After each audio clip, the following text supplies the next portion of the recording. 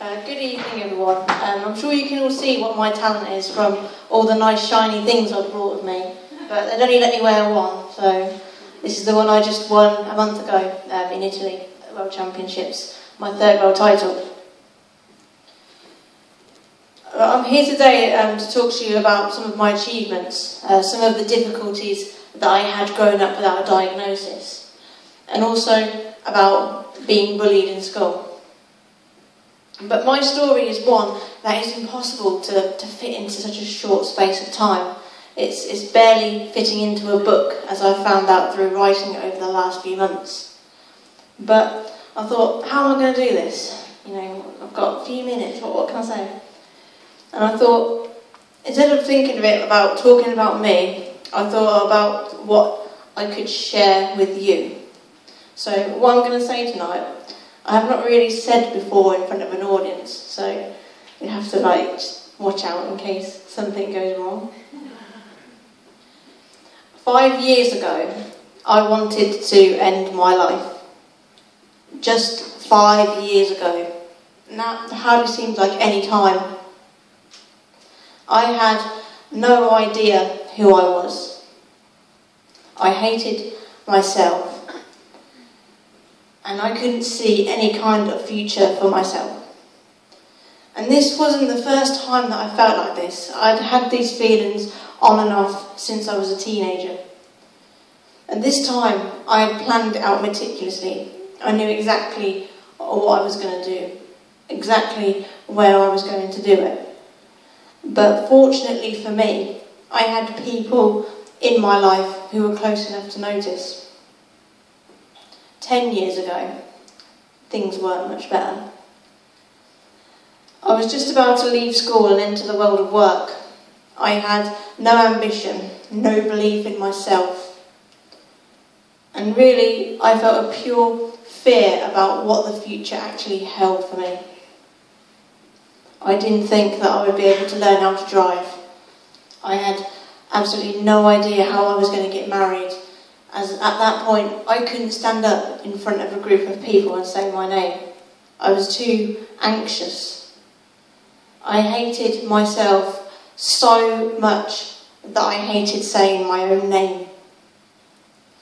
15 years ago, in school, I was called spastic, I was called gay, I was called weirdo, freak and retard. Not very nice names. And I was called those names because I was different.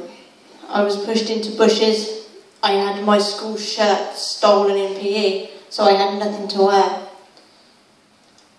I even broke my arm in PE, but was unable to tell anybody how much pain I was in. I suffered in silence. People laughed at me when I was unable to speak in my school class. 20 years ago, I was a little kid sat on the floor of a school hall who didn't know why they were different, who struggled to tell people what they thought, and at that young age decided that it would be best to stay in the background and avoid any kind of attention, so then people wouldn't realise that I would never be able to do anything. And let me tell you now, I was not made to be in the background. None of us are. Regardless of what I find difficult, I was made to live my life the way that I choose to, because I am lucky enough to be able to choose. And what did I choose? Well, 14 years ago, I chose to start kickboxing. I told myself that I would be the best in the world. 10 years ago, I chose not to give up when I was giving a speech to my sixth form class. It was supposed to be 2 minutes long, but it took me 20 just to get my words out, and I refused to sit down.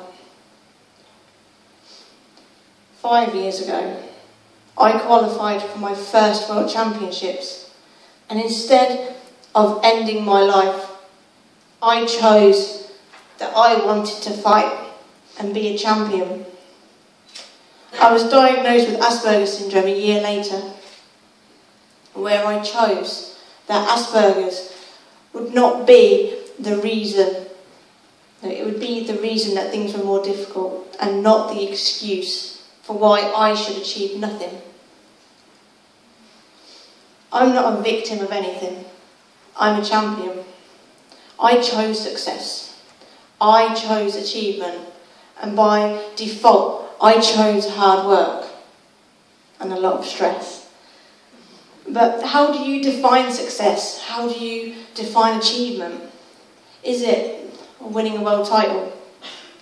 Is it setting up a school? Is it because I can now stand up in front of an audience and speak fluently? Or is it in keeping going every day when there is a new obstacle, a new barrier, something else that you have to fight for, as I'm sure many of you here experience? Is it that time that you manage not to panic over a maths test, as one boy with Asperger's told me in a school I visited? Or is it even going to an appointment, because it is for me? Don't undervalue your achievements. Don't think that you are a failure just because it doesn't seem to be working now. You are only a failure when you stop, when you give up, and when you don't care. Now we have two choices in life. We can accept it or we can change it. And what can't be changed must be accepted, because what's the alternative? I couldn't change having Asperger's. I couldn't change the fact that I wasn't diagnosed earlier. The only thing I could do was to accept this and then kick life in the face, saying, I have Asperger's, I am here, living the life I choose, being successful. Now I'm a 3-time world champion, but it took me 3 goes to win. If I'd have given up that first time, I'd never know the success that I know now. It's a goal that I set myself at 13 years old, back when I was being bullied. So don't be afraid to have a goal, to have a dream, to have hope that things could be better. Just 5 years ago, I thought that I had nothing to live for. But since then, I have got married, won 7 medals at world level, 2 sports awards, qualified as a sport massage therapist and set my own business up. And tomorrow night I will be given a Martial Arts Illustrated Hall of Fame award. Since diagnosis, I have always told myself that I am who I am, and that is okay. And I don't need to be told by anyone that. I believe that in myself.